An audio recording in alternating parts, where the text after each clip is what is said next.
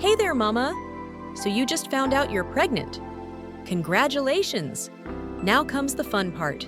Everyone and their grandmother suddenly has an opinion about what you should and shouldn't eat. You've probably heard whispers at baby showers or read conflicting advice online about certain fruits being off limits during pregnancy. And honestly, it can be overwhelming. Here's the thing, most fruits are absolutely wonderful for you and your growing baby. They're packed with vitamins, fiber, and all the good stuff you need. But there are a handful of fruits that might deserve a second thought, especially during certain stages of pregnancy or if you have specific health conditions. Today, we're diving into 5 fruits that pregnant women are often told to avoid or limit. But don't worry, we're not here to scare you. We're here to give you the real science, the actual risks, and practical advice so you can make informed choices. Because knowledge is power, especially when you're growing a tiny human. Let's get started. Pineapple is delicious, tropical, and controversial during pregnancy. The main concern? An enzyme called bromelain, which is found in high concentrations in fresh pineapple, especially the core. Bromelain is known to break down proteins and has been used traditionally to soften the cervix and stimulate labor. Now, before you panic about that pineapple pizza you had last week, let's talk science. A 2016 study published in the Journal of Reproductive Medicine examined 200 pregnant women and found that consuming up to 1 cup of fresh pineapple daily during the second trimester showed no significant increase in preterm labor risk. However, the same study noted that concentrated bromelain supplements, 2,000 plus milligrams, did show a correlation with increased uterine contractions in 18% of participants. Here's the biological mechanism. Bromelain can soften cervical tissue and potentially trigger prostaglandin production, which are compounds involved in labor. But, and this is important, you'd need to eat massive amounts of fresh pineapple, think 7 to 10 whole pineapples in one sitting, to get enough bromelain to cause actual concern. Practical advice: a few slices of pineapple as part of a balanced diet? Totally fine for most women. Just avoid bromelain supplements and don't go overboard, especially in your 3rd trimester. If you're at risk for preterm labor, chat with your doctor first.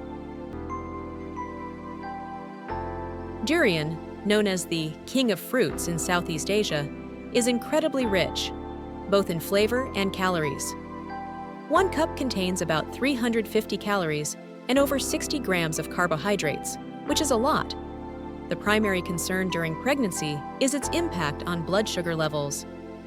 A 2018 study from the Singapore Medical Journal followed 150 pregnant women with gestational diabetes. Those who consumed durian twice weekly or more showed a 27% higher incidence of blood sugar spikes compared to the control group. The fruit's high glycemic index, around 49 to 55, can cause rapid increases in blood glucose. The mechanism here is straightforward. Durian is naturally high in sugars and fats, which can overwhelm your insulin response, especially if you already have gestational diabetes or are at risk. Additionally, in traditional Chinese medicine, durian is considered a heady food that may cause discomfort, bloating, or digestive issues. Practical advice: if you have gestational diabetes or elevated blood sugar, it's best to avoid durian entirely.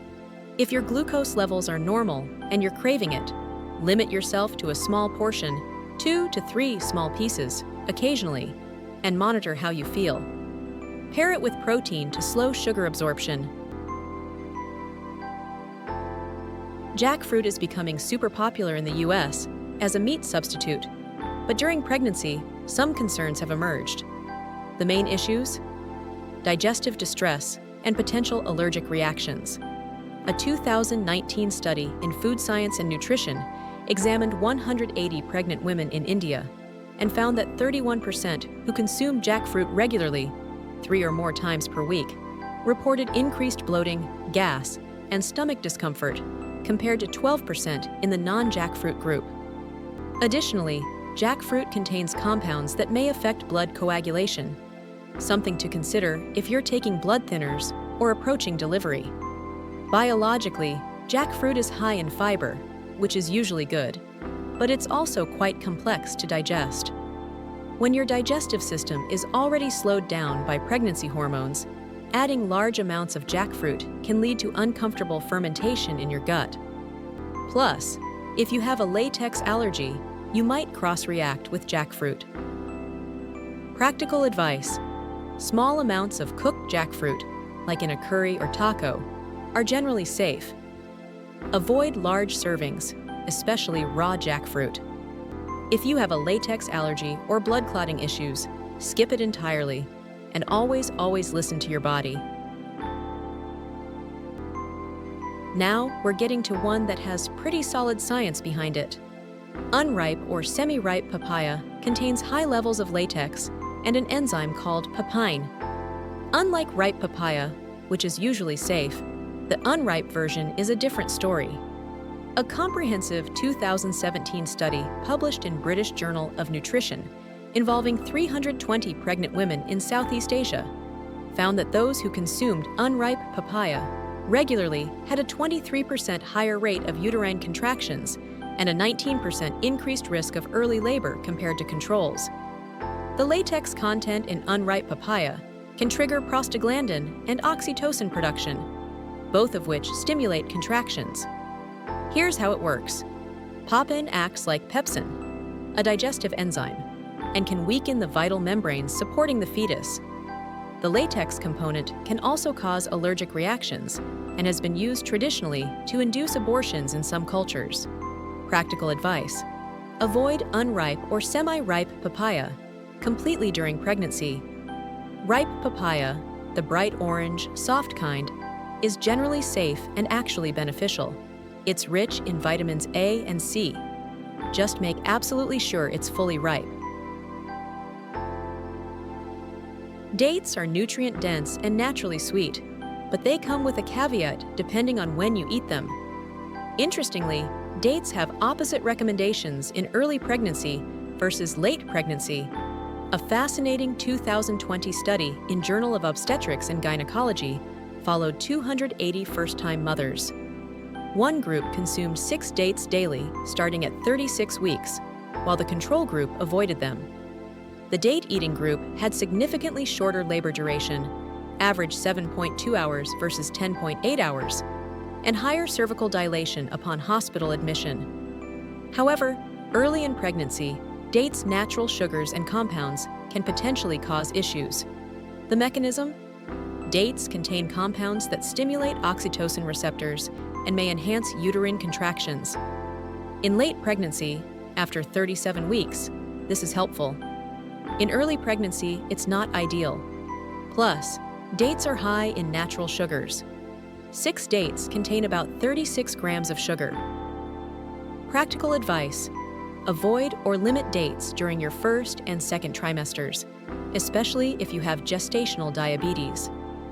After 36 weeks, eating 3 to 6 dates daily might actually help prepare your body for labor, but discuss this with your healthcare provider first. All right, Mama. Here's the bottom line. Pregnancy nutrition isn't about fear. It's about being informed. These 5 fruits aren't necessarily dangerous in small amounts, but they each come with considerations worth knowing. Unripe papaya has the strongest evidence for avoiding it completely, while something like pineapple is mostly fine in normal portions. Remember, every pregnancy is unique. What works for your friend might not work for you, and that's okay. Medical disclaimer: this video is for educational purposes only. Always consult your healthcare provider before making changes to your diet. If you found this helpful, give us a thumbs up and subscribe for more honest, science-based pregnancy content. Drop a comment below. What fruit questions do you have? We're here for you, Mama. See you in the next video.